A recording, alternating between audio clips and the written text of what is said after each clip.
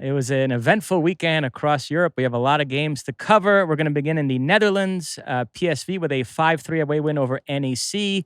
Pepi and Des both started. Pepi scored 2 goals. We talked about how Balogun had a very good international window with the U.S. How would Pepi respond? And we got our answer. We're going to talk a little bit more about the national team in general later on in the show, but in terms of our feelings right now here in September of 2025. But one of the things that we've talked about now for the entire cycle is this open attacking striker position. And while I think we all welcomed the return of Balogun in this past window, and he actually did a very good job, again, it goes back to, I think we were talking about with Stu Holden, competition for spots. And so it's wonderful to see Pepi, who is kind of, I think, the next in line, back playing, back scoring, which isn't necessarily anything new from a PSV perspective over there in Holland. And we've talked about, some of the perception versus the reality sometimes when it comes to the defending, but beggars can't be choosers. And I love the fact that he's there.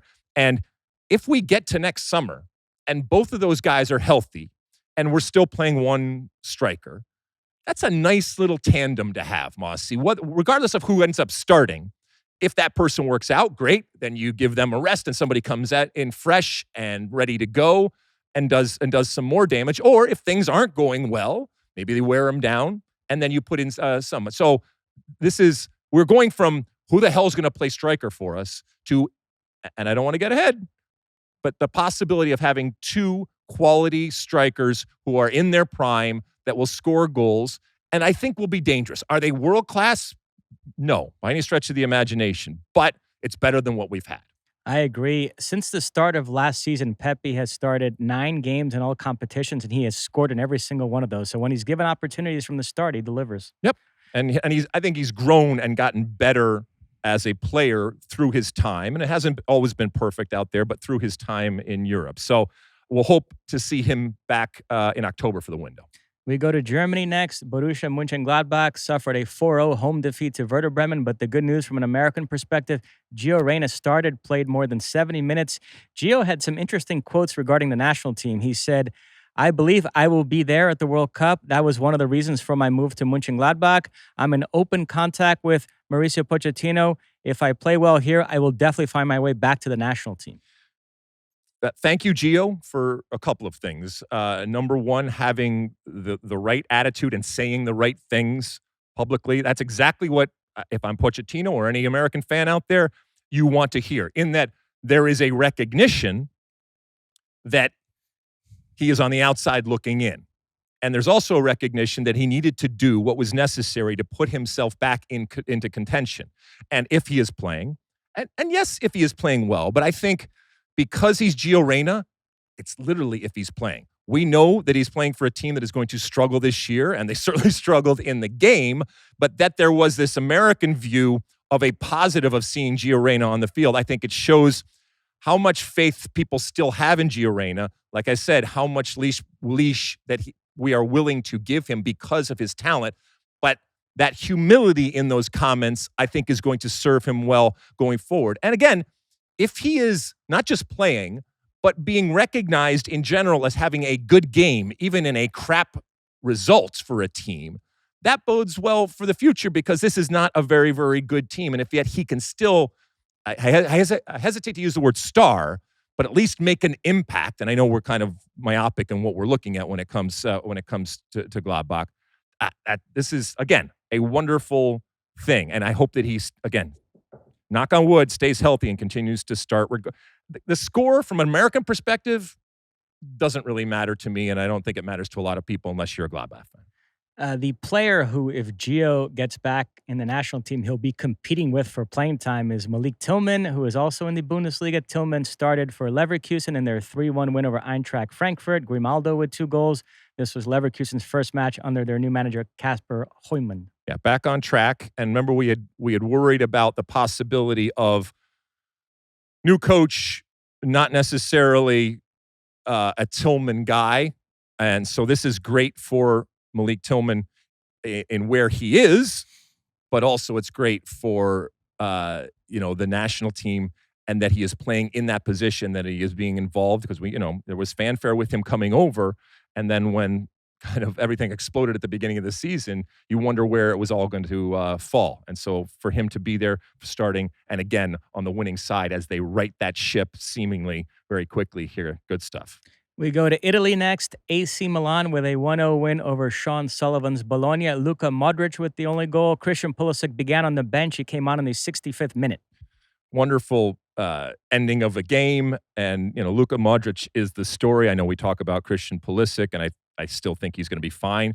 Producer Sean, we were talking before we came on air about this version of AC Milan. He is incredibly bullish in that the juxtaposition with what they were last year, he sees them as much stronger and therefore going forward going to be much better. But Pulisic still is going to be a huge part of this team. But that, the ageless Luka Modric comes on, finishes a wonderful thing. I think it was just a fun thing to see. There was a feel-good type of moment for him. And obviously, from a practical perspective, getting the win. And Serie A, which I'm a big fan of, it's played at a less frenetic pace than some of the other top leagues in Europe. So I think it's a good landing spot for aging players. De Bruyne is off to a good start at Napoli. He's already scored a couple of goals there. I think Modric is going to do well at AC Milan. There was a crazy game in Italy this past weekend. Weston McKennie started for Juventus in their 4-3 win over Inter. Adcic with the game winner in stoppage time. Teenager, right? It was a young player from way downtown, as they say. This Weston McKennie, look, we know that Weston McKennie is not a perfect player. We know that, I'm sure from a coaching perspective, Weston McKennie can be challenging, shall we say. But he's a gamer, and he plays multiple positions and has consistently shown that he is valuable because of the fact that he is going to be there. Again, rarely hurt, so I'm going to knock on wood that continues to happen, can play multiple positions, and so that value that is associated with him. For example, I was a center back. Growing up, I played different positions, but there's not a chance that I was ever going to be called upon to move and play a fundamentally different position. And we've seen Weston all over the place, outside back, outside wing, on the wing. We've seen him in the middle. So I guess this is an ode to Weston McKennie, and maybe not a warning, but a lesson for those that can play multiple positions or have the ability in the modern day to identify some different ways of going about doing things. I think there is nothing more valuable. And again, he has shown, despite the change of coaches and despite the change of time and despite the change of circumstances in his team, that whoever comes in recognizes he's healthy, he can do a job. I can play him at multiple positions. And even when the press says this or the fans say that, he proves his worth. Fun note, both Thuram brothers scored. Marcus Thuram for Inter, Kefren Thuram for Juventus. You played against their father, Lilian Thuram. So while Archie Manning continues to underwhelm, nepotism is alive and well in Serie A. Hey, there's no problem with nepotism as long as they perform, But as soon as they don't, then it's, we know how you got your job. Atalanta 4-1 over Lecce. Yunus Musa came on as a sub. All right. I mean, he's starting. I'm not. It's not a Gio Reyna situation yet in terms of the positive yet, but hopefully it's heading in a positive direction. So I'm not worried. I do think Musa has a ways to go to kind of get back in the good graces, and I think when Pochettino looks at Musa relative to Reyna, I still think, and this is how powerful the Reyna attraction is, that he gives him maybe more of a chance to ultimately make an impact. And who knows, maybe because Reyna does different things, if you could only have one, you're probably going to go with Reyna at this point. But I like the fact that he's at least getting on the field, and I think it's just going to get better. And Yunus Musa, I think he's going to be valuable to this team. Whether that translates to the national team, who knows? We go to Spain next. Atletico Madrid had gotten off to a lousy start this season, so Diego Simeone made some changes, and they promptly produced their best performance of the campaign, a 2-0 home win over Villarreal. Barrios and Nico Gonzalez with the goals. Unfortunately, from an American perspective, one of those changes was dropping Johnny Cardoso, who was an unused sub. Yeah. So, Janet Jackson, what have you done for me lately? And if things don't go well, and it's not on him, but sometimes it's timing. Sometimes it's a coach wanting to try something else. You want to be associated with success, And if and when you are not so associated with success, it's a natural human reaction to continue with what is working. So it's not a great thing. There's still plenty of time, and he's still a good player. But the whole point of him going there was a step up, and can he make that step up and therefore continue to play at an even higher level, and therefore translate that, which is a whole other thing here. But if Johnny can't translate it to the national team, the U.S. men's national team, and he's not playing, I'm going to ask you this question. How much value does he bring? Or I guess how much does Pochettino still value what he is doing? No, if he's not playing at Atletico, then he has no chance because his argument is, hey, this guy's doing so well at club level that I need to keep giving him opportunities at the national team level. Right. If he doesn't even have the club component, then... But this also gets back to that whole thing about, is it better to play consistently at a crap team and in a crap environment, or to be training day in and day out with world-class players? And I just think we oftentimes put much too much stock in the day in and day out training with good players. There's nothing that substitutes playing consistently. We go to the Premier League. Fulham claimed they won a home win over Leeds thanks to a blooper own goal by Gudmundsson. Brendan Aronson started for Leeds. Anthony Robinson was an unused sub for Fulham. I mean, if you're going to score an own goal, though, I mean, these. I remember years ago, Mike Lapper scored an own goal, and every player at some point, if they play long enough, is going to score an own goal. And if you're watching it here, you can see it's off a corner, and it's as if he just headed it right into his own net and was just so surprised that the ball was coming. But great direction if you're just looking at it purely from a finish perspective. Bam, smashes it in the upper 90 there. Mike Lapper once turned around to hit a pass back. I think Friedel might have been in goal. This was years and years ago. And he just smacked, as opposed to giving it nice, he smacked it. And, it never feels good. But the only solace I told him is that people are going to remember it. And I am here in September of 2025 still remembering it, because he didn't mess around, and he hit it well. All right. He didn't pussyfoot around it. Kyla called this a devastating loss for Leeds. That might be overstating it. For me, a devastating loss is what Tennessee suffered against Georgia. Oh, look at you. Staying in the Premier League, one non-American game we want to hit. Manchester City did hammer Manchester United in a derby 3-0. Holland got 2, Foden got the other. I have some thoughts on this game. I'll let you go first. Well, I mean, look, Manchester is blue, and it wasn't even a question. This was a City type of performance that is not surprising because of what they've done historically, but in recent history, there's come to be some questions and some suspicion when it comes to the team. So whether it's Foden coming back and looking, as good as he's been, and then up top, Erling Haaland, again, who probably could have had 2 or 3 more goals. This was pretty one-way traffic. And so, yeah, the story is Pep and company kind of back on top and doing what we expect at the level that we expect. But then the other part of the story, maybe the more important part of the story, is we thought that Manchester United was back. All of the money that they've spent. A lot of players in, a lot of players out, and yet we're right back where we started, where we're talking about changing the manager. We're talking about dumb signings. We're talking about, spending a lot of money, not spending it smart. We're talking about the front office and what they are doing. And yet this is just a constant.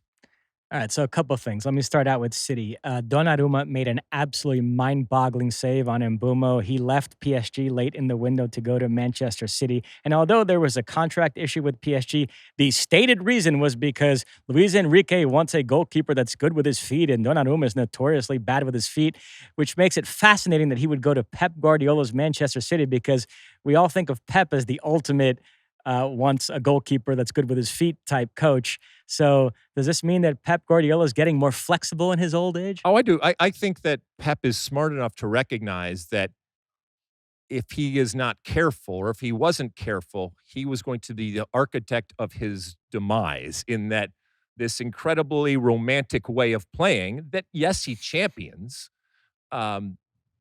he has to add other ways of playing. And so there's times where, yes, he's a romantic, and I think he would be the first to admit it. But I think he has gotten more pragmatic, a romantic type of pragmatism has crept into the game out of necessity. And again, he's a smart guy. He recognizes it. But ultimately, whether it's Pep or anybody else, you can be as romantic as you want.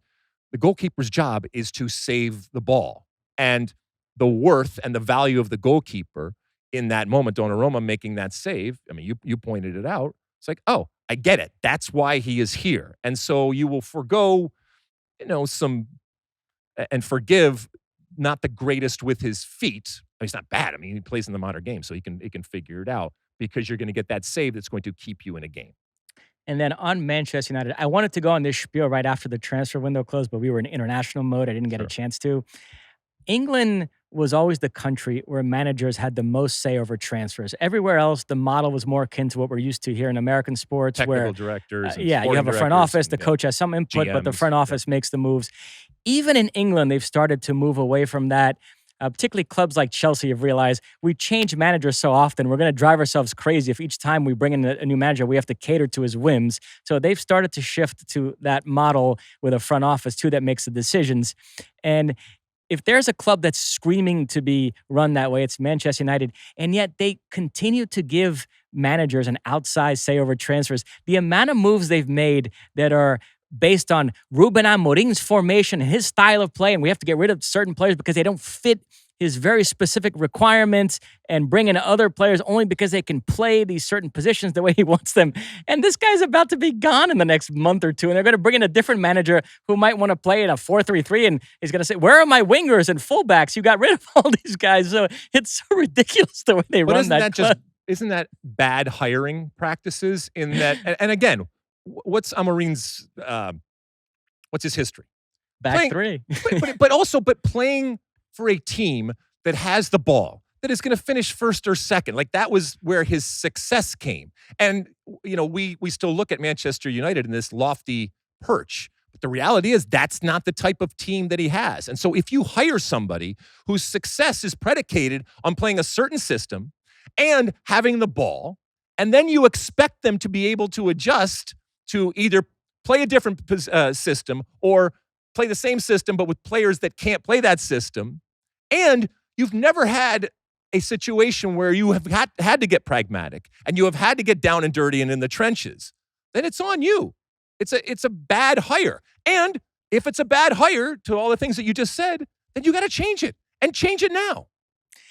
The other point is everybody is still operating from this playbook where if you're a player or a coach at a non-big club and Manchester United comes calling, you have to go because it's Manchester United. I do wonder, at what point does that stop? How many players and managers do they have to ruin before the next hot guy at a Sporting or Ajax or a Brighton or Brentford says, no thanks, and turns down Manchester United? I don't know. I mean, I think we're still in that mode where the supermodel is not in prime supermodel mode, but it's still a supermodel. Yes. Back to the American tip, we dropped down a level to the championship. Coventry hosted Norwich. Haji Wright against Josh Sargent. It finished 1-1. Haji Wright with the equalizer in stoppage time. Haji Wright and Josh Sargent are the joint top scorers in the championship, each with 5 goals. Well, I mean, America owns the championship is what we're seeing here. And, you've talked over the years about what the championship is and what the championship isn't. Again, scoring goals is a good thing. Now, this was, one of the easier goals that he will score, but they all count. He kind of fumbled it in there at the back post. But, I mean, again, we go back to, hey, there's Americans that are scoring. Now, we saw Josh Sargent come in and not do a whole lot with this team. But I think at some point, Haji Wright, if he continues doing what he's doing, has to be a possible option here in this next window to come in and maybe challenge, but who knows?